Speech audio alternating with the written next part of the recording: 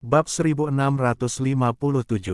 Selena merasa seperti ditahan oleh harimau ganas di belakangnya.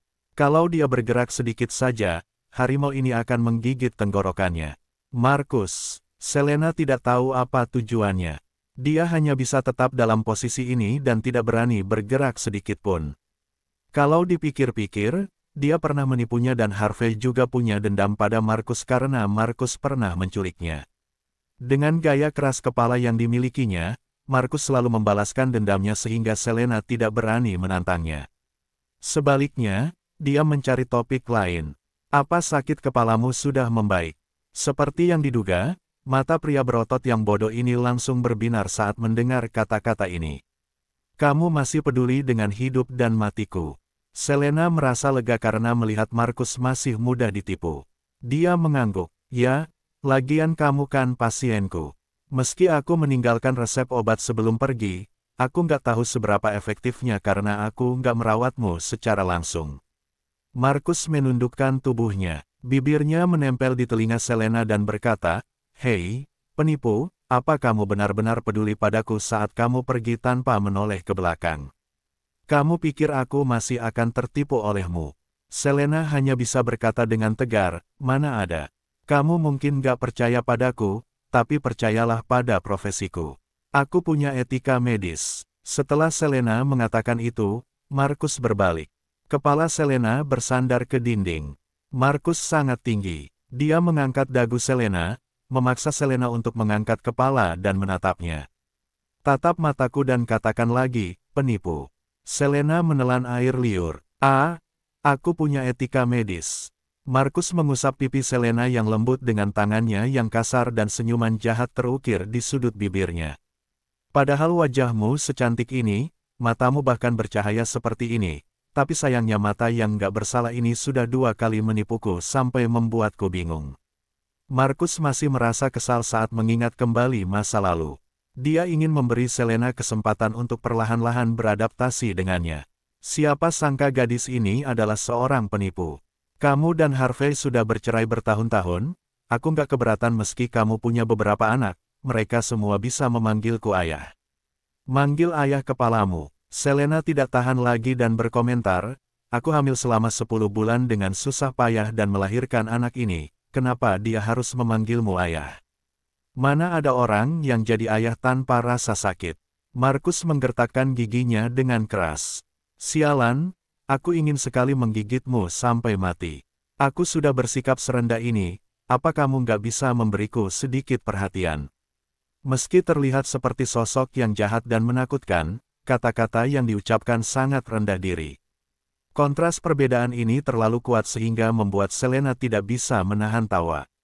"Markus, kamu memang benar-benar."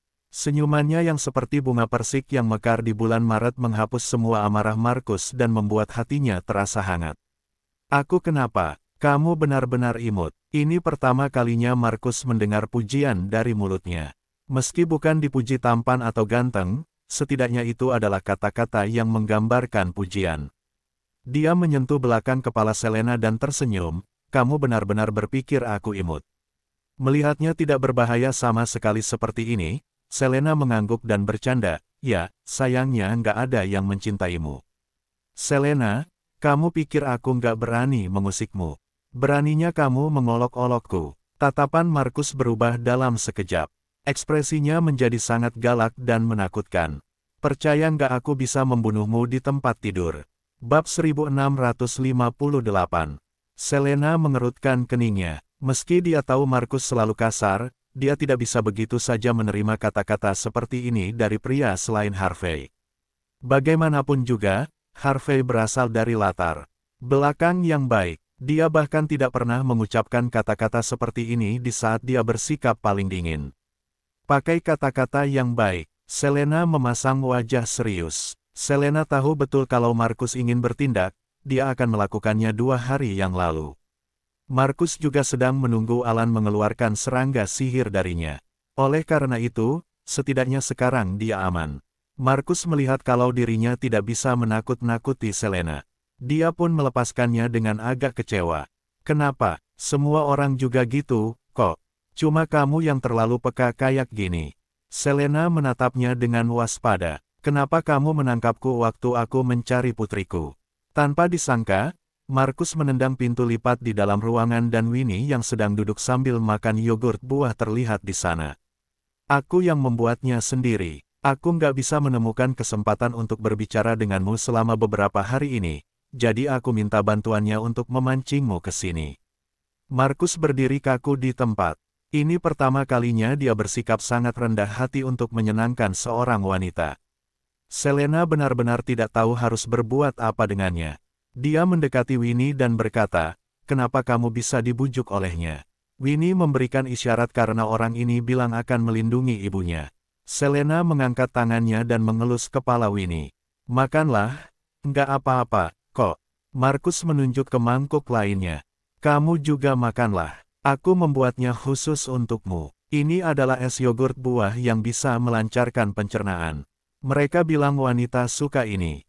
Melihat Selena tidak bergerak, dia langsung bertindak. "Aku nggak meracuninya. Kalau kamu nggak percaya, aku makan, nih."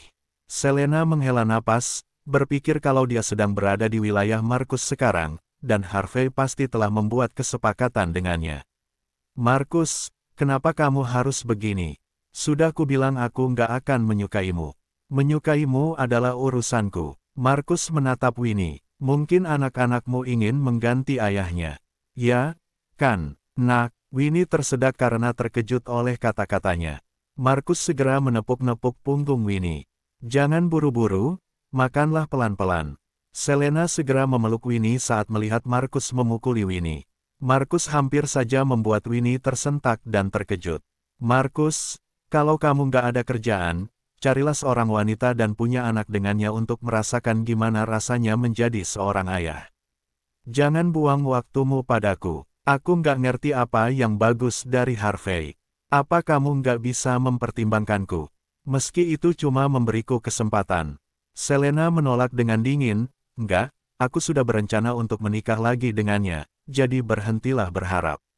"Menikah lagi?" Markus mendengar dua kata yang jelas dari mulutnya. Sebelumnya, Selena tidak berencana untuk menikah lagi dengan Harvey sehingga Markus selalu berpikir kalau dia punya kesempatan. Namun, Selena mengatakannya dengan jelas. Itu berarti dia serius. Selena menggendong anaknya dan berdiri. "Terima kasih atas perhatianmu yang sangat besar. Aku nggak bisa memberikan diriku, tapi kalau kamu membantuku kali ini, aku bisa membantumu dalam hal ini. Bukannya kamu selalu ingin tahu tentang asal-usulmu sendiri?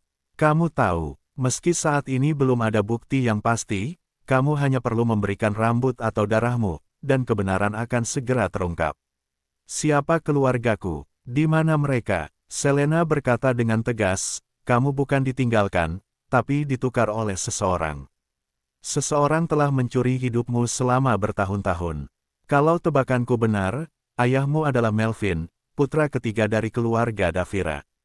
"Keluarga Davira." Selena terus bicara tanpa henti dan mengungkapkan sebuah rahasia besar. "Ya, sebenarnya kamu dan Harvey masih saudara. Ibunya adalah adik ayahmu, dan kamu harusnya memanggilnya kakak." Bab 1659. Ekspresi Markus berubah seolah mendengar lelucon besar. "Dokter Selena, kamu lagi bercanda denganku?" "Iya." Wajah Selena tetap tenang dan dingin. "Kamu pikir aku akan bercanda dengan hal yang sepenting ini?" Setelah dipikir-pikir, itu tidak mungkin. Namun, karena Selena pernah menipunya, Markus tidak bisa sepenuhnya percaya padanya. "Setelah aku mengeluarkan serangga sihirku, kita bisa membuktikannya dengan melakukan tes DNA, dan kebenaran akan terungkap." Setelah Selena mengatakan itu, dia menggendong Winnie dan pergi meninggalkan Markus yang bingung dan terdiam di tempat. Sekarang dia hanya teringat pada perkataan Selena kalau dia harus memanggil Harvey dengan sebutan. Tidak, mereka telah berseteru selama ini dan beberapa kali hampir saling membunuh. Sekarang dia tiba-tiba diberitahu kalau ada kekacauan beberapa kali hampir saling membunuh. Sekarang dia tiba-tiba diberitahu kalau ada kekacauan besar di dalam keluarganya sendiri dengan konflik internal yang serius. Saat Pasa dan Pedro muncul, Markus berdiri di tempat dengan wajah kaku dan ekspresi tidak percaya. Pasa menyentuh lengan kakaknya. "Apa menurut kakak, Bos jadi gila karena terkejut. Aku kan sudah bilang sebelumnya kalau ini nggak berguna. Meski Dokter Selena sudah bercerai, lihatlah anak-anaknya, semuanya lahir setelah bercerai. Siapa yang akan punya anak dengan mantan suami yang nggak dicintainya? Dia bahkan sudah melahirkan berapa anak. Ini menunjukkan kalau dia nggak pernah melupakan Harvey. Lalu apa arti bos kita di matanya? Pedro selalu berbicara apa adanya. Dia berkata dengan tegas sambil melipat tangan di depan dadanya. Bos itu terlalu menganggap dirinya penting. Dia bahkan membuat yogurt buah. Itu benar-benar konyol. Pasa menatapnya dengan tajam. Kakak sudah jomblo terlalu lama. Dengan mulut kakak yang kayak gini, pasti cuma cewek tuli yang akan tertarik pada kakak. Pedro mendengkus dingin. Apa gunanya kamu bilang gitu? Kamu juga masih jomblo. Sesama jomblo tapi saling menghina, lucu. Pasa terdiam. Dia tidak bisa bertengkar dengan kakaknya karena pada akhirnya dia tidak akan bisa menang dan juga tidak bisa mengalahkan kakaknya dalam berkelahi. Pasa berjalan ke samping Markus. Bos, kenapa bos melamun? Dokter Selena menolak bos. Markus yang termenung akhirnya kembali sadar. Dia menatap Pasa dan bertanya, kalau suatu hari kamu dan musuhmu menjadi saudara, gimana perasaanmu? Ini seperti cerita klise aku jatuh cinta pada seseorang, tapi ternyata dia adalah pria yang berpakaian seperti wanita. Bos, ini nggak lucu sama sekali. Wajah Markus sangat muram. Dia pasti menipuku. Meski begitu, Selena tidak perlu membuat nama orang yang sangat rinci. Ini membuatnya merasa khawatir. Cari tahu tentang putra ketiga dari keluarga Davira. Keluarga Davira yang mana? Markus berkata dengan wajah serius. Keluarga Davira dari negara Selandia. Melvin Davira, putra ketiga mereka. Oke, Pasa juga tidak tahu apa yang membuat Markus muram, tetapi karena bosnya ingin menyelidiki, mereka tinggal bisa melakukan tugas mereka dengan patuh. Namun, saat Pasa mendapatkan data, dia terkejut. Kak, ada masalah. Ini masalah besar. Apa bos memikirkan cara untuk mengejar Nona Selena lagi? Pasa menggelengkan kepalanya. Sepertinya kali ini nggak perlu mengejar lagi.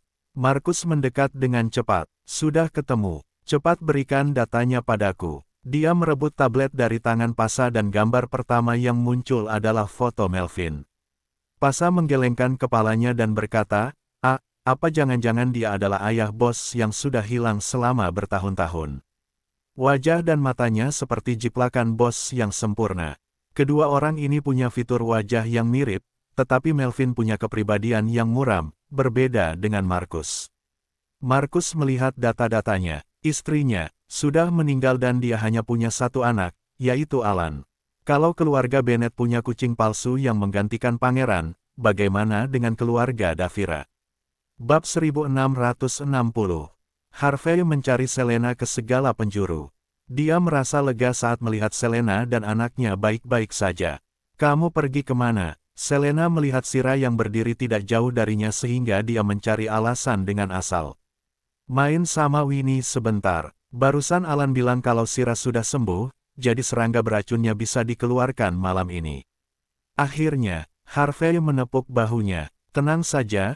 Semuanya sesuai dengan yang diharapkan. Selena berjongkok dan berbisik kepada Winnie, kamu harus berhati-hati malam ini. Kedua orang itu bukan orang baik-baik. Nggak ada yang tahu apa yang akan mereka lakukan. Winnie mengangguk. Malam tiba. Langit malam ini tidak cerah.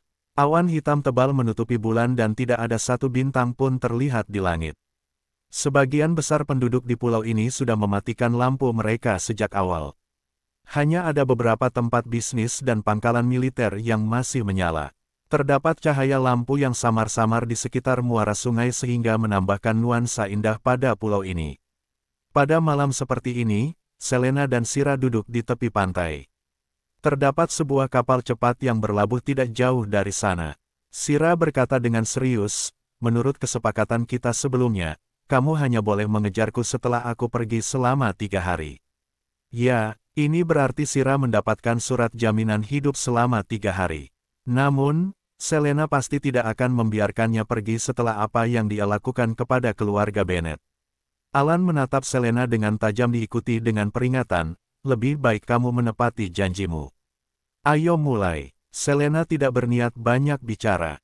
Serangga sihir ini telah menyiksanya selama ini, jadi lebih baik segera dikeluarkan. Alan mengulangi instruksi. Serangga sihir ini sangat ganas dan mudah meledak saat diambil, jadi tidak boleh ada campur tangan dari siapapun selama proses pengeluaran. Harvey sudah mengosongkan pantai sebelumnya dan memastikan tidak ada orang yang mengganggu. Winnie berdiri di tepi pantai sambil diam-diam mengawasi mereka seperti hantu. Alan membawa bumbu khusus dan gendang kecil. Saat korek api menyala, Selena sangat mengenal berbagai macam rempah-rempah dan tahu dengan jelas aroma dari setiap jenis bahan obat. Dia bisa mengetahui komposisi banyak bahan obat hanya dengan mencium aromanya. Namun, aroma ini terlalu aneh dan tidak termasuk dalam jenis bahan obat manapun, seolah-olah beberapa jenis bahan obat yang belum pernah dia lebih baik segera dikeluarkan. Alan mengulangi instruksi. Serangga sihir ini sangat ganas dan mudah meledak saat diambil, jadi tidak boleh ada campur tangan dari siapapun selama proses pengeluaran. Harvey sudah mengosongkan pantai sebelumnya dan memastikan tidak ada orang yang mengganggu. Winnie berdiri di tepi pantai sambil diam-diam mengawasi mereka seperti hantu. Alan membawa bumbu khusus dan gendang kecil. Saat korek api menyala, Selena sangat mengenal berbagai macam rempah-rempah dan tahu dengan jelas aroma dari setiap jenis bahan obat. Dia bisa mengetahui komposisi banyak bahan obat hanya dengan mencium aromanya. Namun, aroma ini terlalu aneh dan tidak termasuk dalam jenis bahan obat manapun, seolah-olah beberapa jenis bahan obat yang belum pernah dia lihat sebelumnya dicampur menjadi satu sehingga membentuk aroma yang sangat unik. Pantas saja nenek tidak berani sembarangan mengeluarkan serangga sihirnya. Beberapa jenis tanaman ini adalah rumput pendamping serangga sihir. Serangga sihir di tubuhnya sangat mengenal aroma ini karena dibesarkan oleh pemiliknya sejak kecil. Itu berarti tanaman herbalnya tidak tetap, kalau orang lain ikut campur dan menggunakan tanaman yang tidak disukai serangga sihir ini, kemungkinan besar serangga sihir akan marah dan meledakkan diri. Suara gendang terdengar terus-menerus di telinga, sederhana tetapi terasa seperti sedang melakukan semacam ritual kuno. Selena tiba-tiba merasakan sensasi nyeri di lengannya. Dia secara refleks ingin mengangkat tangannya, tetapi Alan segera berkata, "Jangan bergerak." Selena melihat serangga sihir keluar dari mulut Sira sebelumnya, jadi dia mengira dirinya juga akan begitu. Dia menatap tangan kanannya. Tiba-tiba ada benjolan yang membengkak di sana seolah-olah ada sesuatu yang ingin keluar. Sira juga menempatkan tangan kirinya di tempat yang sama. Penampilan tangannya membuat orang merasa takut. Beberapa orang tidak berani bernapas. Alan memukul drum dengan keras. Suaranya tidak keras tetapi frekuensinya sangat cepat seolah dia sedang mempercepat sesuatu. Serangga sihir di dalam terus menerobos keluar sehingga membuat Selena mengerutkan keningnya karena sakit. Dia tidak menyangka kalau serangga sihir ini akan muncul dengan cara yang sangat kasar.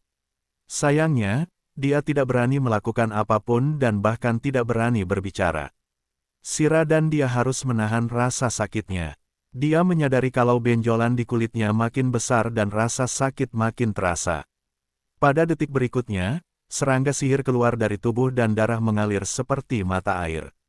Markus yang diam-diam mengamati melalui drone dari jauh juga merasa lega. Sudah keluar. Bersambung ke bab 1661. Terima kasih.